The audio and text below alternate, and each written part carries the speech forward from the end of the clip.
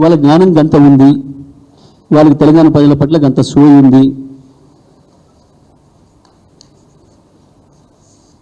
చాలా స్పష్టంగా అన్ని కమిటీలు చెప్పినాయి, పక్క రాష్ట్రాలు కూడా చెప్తున్నాయి. ఇంకా వాస్తవానికి గోదావరి నీళ్ళ మీద మాట్లాడుకోవడానికి వీలిదరే కాదు, మిగతా రాష్ట్రాలను కూడా పిలవాల్సి ఉండే. మరి మిగతా 3 రాష్ట్రాలు ఉన్నాయి ఇంకా. ఇప్పుడు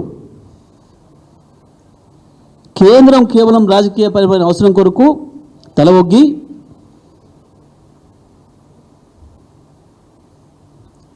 చంద్రబాబు నాయుడుకి వంతబాడుతూ బీజేపీ కూడా ద్రోహం చేస్తుంది తెలంగాణకు.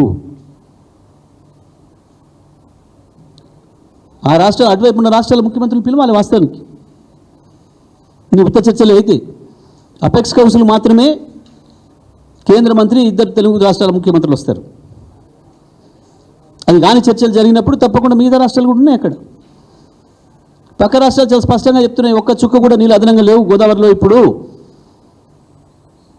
గోదావరిలో ఉన్న నీళ్ళ ప్రకారం అన్ని రాష్ట్రాలు అందరూ వాడుకుంటున్నారు, ఒక చుక్క నీళ్ళు కూడా లేవు కొత్త ప్రాజెక్టు కట్టడానికి ఇంకా అని.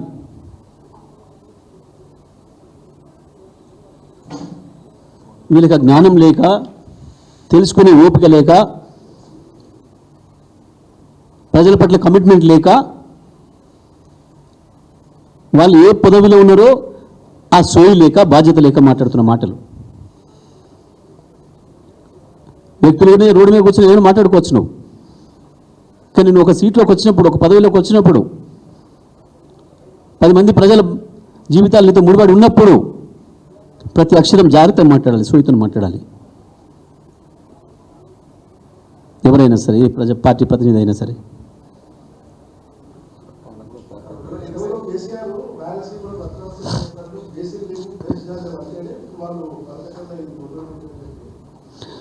అందులో సందేహం ఏమి లేదు. కేసీఆర్ చెప్పిన మాటకు మేము ఇప్పుడు కూడా కట్టుబడి ఉన్నాం. మేము చెప్పిన పద్ధతుల్లో చేస్తే తెలంగాణకు ఇంకా లాభం ఎక్కువవుతుంది.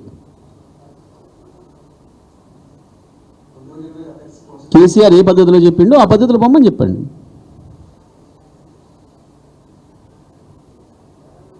మేమే కాదంటాం లేదు. కేసీఆర్ చెప్పింది ఎందుకు అమలు చేస్తలేరు?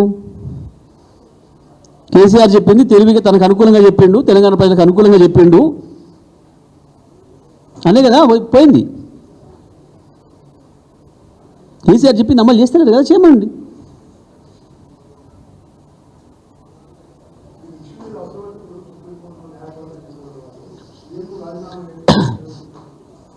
నేను చెప్పింది అబద్ధాలు ఆడినందుకు ఇష్యూ ఒకవైపు, నిన్నటి పచ్చి అబద్ధం ఒకవైపు, ప్రజలు ఎట్లా మోసం చేస్తుండనే దానికి. ఒక ముఖ్యమంత్రికి అంత పచ్చి అబద్ధాలు ఆడడం అనేది నైతికత అవుతుందా?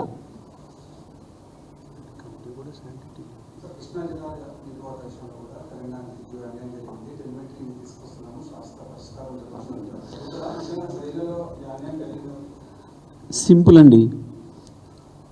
చంద్రబాబు నాయుడు గారి సహాయకులు రాసిచ్చిన పదాలని మాట్లాడుతున్నాడు రేవంత్ రెడ్డి గారు. చంద్రబాబు గారి ఎజెండాను ఈయన నెత్తినకెత్తుకొని పనిచేస్తున్నాడు. ఈయనకు తెలంగాణ నీటి హక్కులపైన ఎటువంటి అవగాహన లేదు, ఆ అవగాహన పెంచుకునే తీరిక లేదు, ఓపిక లేదు. ఇది నాకు అక్కర్లేని ముచ్చట కదా, నా పని వేరే ఉంది కదా అనే భావనతో ఉన్నాడు. కాబట్టి అందులో ఏముందో కూడా తెలియకుండా సోయి లేకుండా చదువుతున్నాడు. 100% నేను చెప్తున్నా, ఆయన గురువులు ఇద్దరు, మోడీ గారు, చంద్రబాబు గారు. రాహుల్ గాంధీని కలవలేదు ఏడాది నుంచి, కానీ వీళ్ళిద్దరు మాత్రం చాలాసార్లు కలుస్తున్నాడు. అందులో సందేహం ఏం లేదు.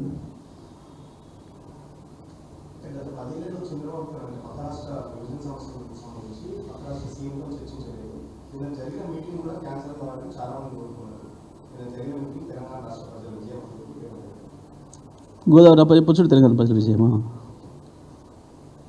ఇది? అదే కదా దొంగ అని అరిచిన విధానం అంటే కాదని అంటారు. దొంగతనం చేసి ఉరుకుతూ పట్టుకోవడానికి వచ్చిన ప్రజలకి అగో వెనక దొంగనుడు అని చెప్పి పారిపోయిన దొంగ తెలివి ఇది. దీనే దొంగ తెలివి అంటారు.